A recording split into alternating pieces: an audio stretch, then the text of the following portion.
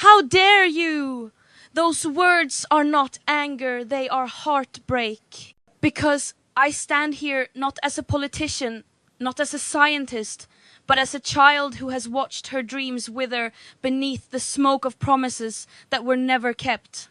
I should be in school, laughing, learning, living, not standing before you, begging adults to care about a world that is burning in front of our eyes. You've stolen more than my childhood. You've stolen our future. And yet, somehow, we are the ones being asked to stay hopeful. When I was younger, I used to believe adults always knew what they were doing. I believed they had answers, that they were the protectors, the ones who would never let the world fall apart. I used to think that if something was wrong, someone would fix it.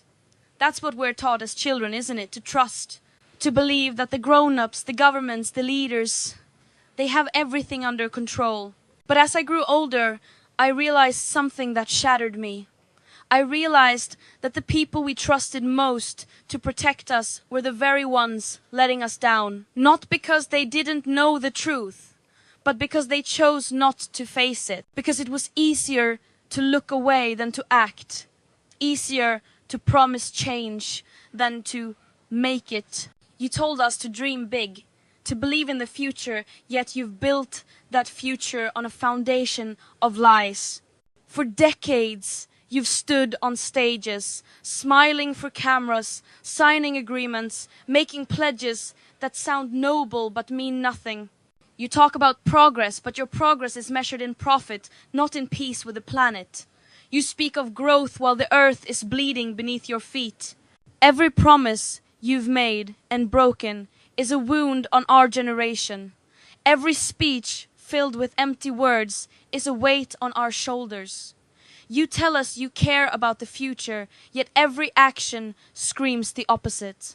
How dare you speak of hope while doing nothing to protect it? You had the science, you had the warnings, you had the power, but instead of courage, you chose convenience. You chose to keep industries happy, to keep the numbers high, to keep the illusion alive. You said, we'll change later. You said, it's not that bad. You said, we're working on it. And all the while, the air grew thicker, the oceans rose higher, the forests burned brighter. And now you look at us, the youth, and you ask us to be patient, to be realistic, to understand that these things take time. But time is the one thing we don't have anymore. You had time, you had decades, and you wasted them on debates, on politics, on comfort. Do you know what it feels like to grow up in a world where the adults talk about saving the planet as if it's just another meeting on their calendar? Do you know what it's like to be told your dreams must shrink because the world you're inheriting can't sustain them? That's what you've done. You've made us believe that wanting a livable planet is asking for too much.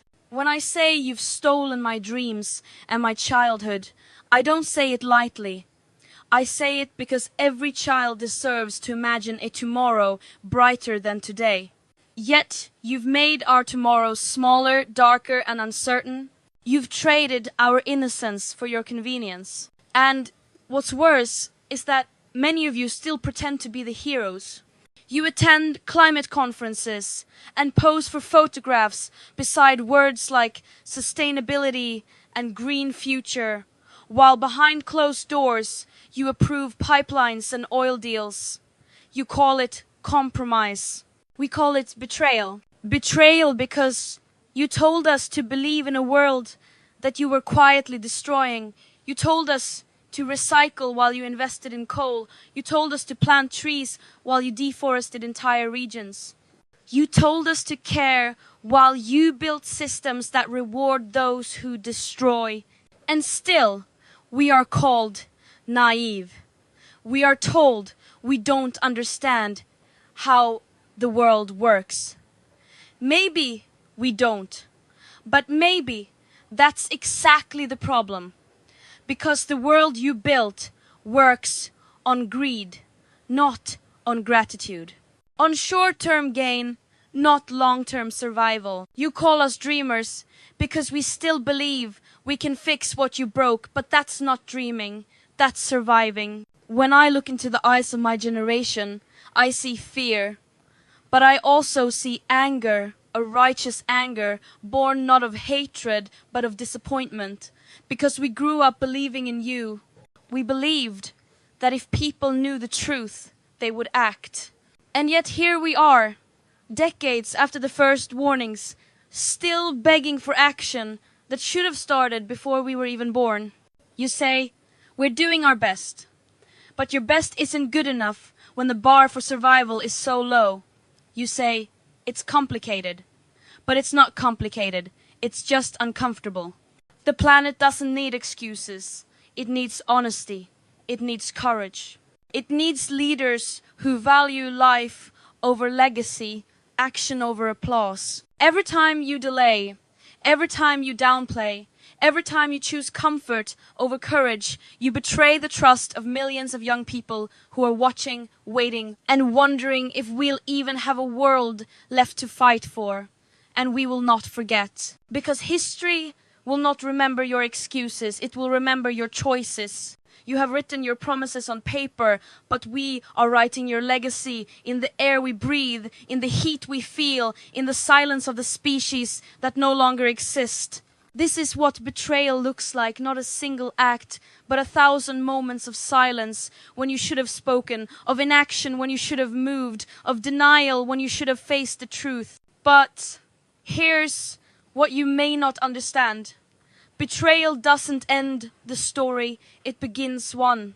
And this time, we are the authors. You may have broken your promises, but you have awakened a generation that will not make the same mistake. Because we've seen what happens when power forgets responsibility. We've seen what happens when greed disguises itself as progress. And we will not be silent anymore. The betrayal that broke our trust has also built our fire, a fire that will not go out until the truth becomes louder than your excuses. You speak of the future as if it's a distant dream, something far away, something you can postpone dealing with. But for my generation, the future isn't 50 years from now, it's tomorrow. It's the next storm, the next drought, the next summer where the air feels too heavy to breathe. The future is already here. And it's unraveling right in front of us. Every time you say, we'll act later, you are writing another line in the story of loss. You are choosing comfort today at the cost of our tomorrow. The planet doesn't pause while you debate. The forests don't stop burning while you plan your next meeting. The oceans don't wait for your convenience. They rise, they swallow, they remind us that nature does not negotiate. You see, this isn't just about numbers or charts or scientific reports. It's about life, real, breathing, fragile life. It's about the children who can't go outside because the air in their cities is toxic. It's about families who lose their homes to floods that were never supposed to happen. It's about farmers watching their soil crack, their crops die, their futures disappear beneath the weight of your inaction. Every headline about another heat wave, another wildfire, another record broken, these aren't coincidences. They are consequences. They are the price we pay for decades of denial, for every time someone said, it's not urgent or technology will fix it. How many more times must the planet scream before you finally listen? How many times must we rebuild from ashes before you admit that ignoring the problem doesn't make it disappear, it makes it worse? You say you want to protect the economy, but what kind of economy can exist when the ground beneath it is burning? What good is wealth when the world around you is collapsing?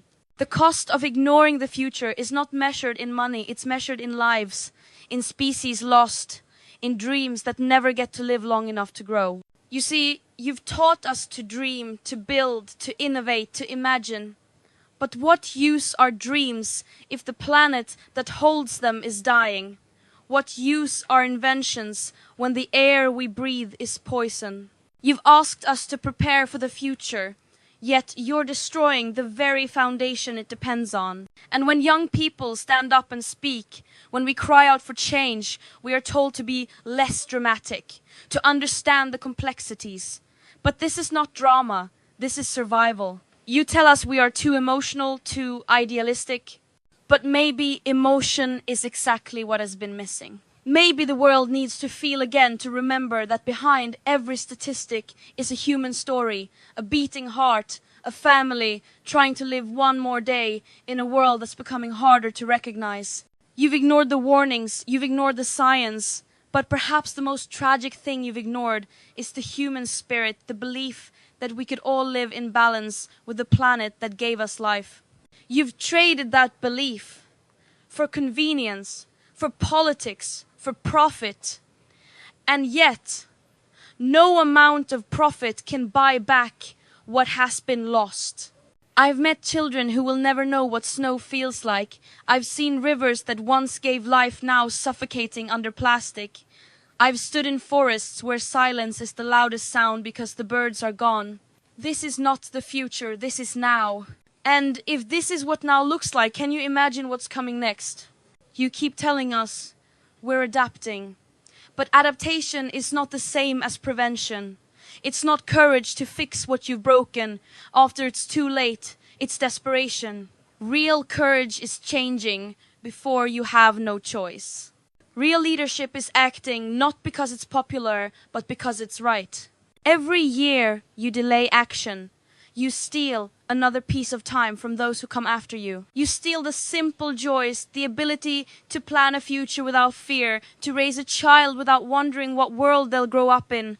You steal the innocence of children who now know words like carbon footprint before they even understand the seasons.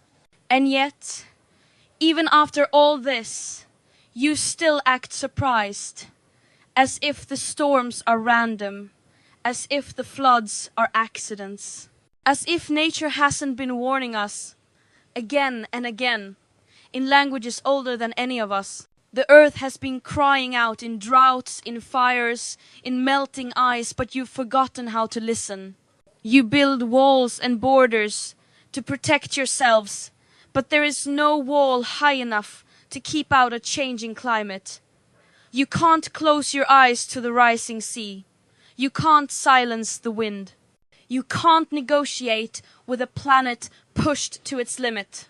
Ignoring the future doesn't protect you, it only ensures that the pain will reach you later. Because this crisis doesn't care about your politics, your wealth, your status. It touches everyone. It will reach every doorstep, every family, every nation. You can't escape it by pretending it's not real. We are already paying the price, not just in destroyed lands, but in lost hope. Do you understand what it means when an entire generation grows up believing the world might end before they grow old? That's what you've taken from us, not just clean air and safe homes, but the very idea of a future that feels secure. And yet, despite all of this, we still stand here, still fighting, still believing that change is possible, because we refuse to accept that this is the best humanity can do. We refuse to believe that apathy is stronger than compassion. The cost of ignoring the future is too high, not just for the planet, but for our humanity. Because when we stop caring, when we stop fighting, when we stop believing in the power of change, that's when we lose everything that makes us human. You think the danger is the fire, the flood, the storm, but the real danger is indifference. It's the quiet comfort of believing someone else will fix it. It's the shrug of a shoulder when the world is crying out for hands to help. But here's the truth. The future you keep postponing will not wait for you. It's arriving whether you're ready or not. The only question that remains is, will you face it with courage or let it destroy everything you claim to love? Because if you continue to ignore the future, there won't be one left to fight for. You often look at us, the youth, and call us angry, naive, or idealistic. But what you really mean is that we still believe change is possible. You call us dreamers, because we refuse to accept the nightmare you've normalized. You dismiss us because our hope makes you uncomfortable. But hope, when it is real, when it is fierce, when it is lived through action, that hope is unstoppable. We may not have titles or money or power, but we have something far stronger: to truth. We have the courage to speak it even when it shakes our voices. We have the energy to act when others are paralyzed by fear. And most importantly, we have each other, a generation that refuses to stay silent. All around the world, young people are rising. In schools, in cities, in small towns and vast countrysides, they are marching, organizing, building movements out of nothing but conviction. They are skipping classes not because they don't care about their education, but because they care too much about the world they are being educated for. They understand that there will be no classrooms left if the world outside collapses. This movement is not about one person or one speech. It's about millions of hearts beating together, demanding that those in power finally listen. It's about unity, the kind that doesn't ask for permission. We are no longer asking you to lead. We are showing you how. You see, the power you've always said we lack, we've already found it. Not in politics, not in corporations, but in community. In the streets, in the protests, in the shared understanding that no one is too small to make a difference. Every time one person stands up, it gives another the courage to do the same. And that's how revolutions begin, quietly, collectively, unstoppable, once they start moving. We are proving day by day that courage is contagious. That one voice can echo into thousands. That change is not waiting for the future, it's already here, in every hand that holds a sign, in every young person who refuses to look away. Yes, we are young, but that is not our weakness. It is our strength. We haven't yet been numbed by the excuses that built this crisis. We haven't learned to accept injustice as just the way things are. We still believe in fairness, in decency, in the power of what's right. And that belief, that raw, unfiltered belief, terrifies those who benefit from the way things are, because they know that once enough of us wake up, their system of silence begins to crack. Their walls of power begin to shake. Every time you tell us we can't change the world, you remind us why we must. Every time you try to dismiss us, you fuel us. Every time you ignore us, you make our voices louder. We are not the future, we are the present. We are not waiting to inherit the world, we are already building it. From every continent, from every language, from every background, we are united by one truth. This planet is our home, and we will not watch it be destroyed. And don't mistake our kindness for weakness, our protest for noise, our tears for fragility. Our compassion is our power. Because caring deeply in a world that teaches you not to, that's rebellion. Standing up when it's easier to stay seated, that's courage. Speaking truth when silence is rewarded, that's leadership. We are not here to beg for change anymore. We are here to create it. We are here to remind the world that leadership doesn't come from authority, it comes from authenticity. It doesn't come from those who speak the loudest, but from those who refuse to give up. You say we're too young to understand how the world works, but maybe the problem is that you've understood it for too long and accepted it anyway. We don't want to understand your version of the world, we want to rebuild it. A world where power is not measured by money, but by empathy. Where progress is not measured by how much we take, but by how much we give back. And we are not alone. Artists, scientists, teachers, parents, people from every corner of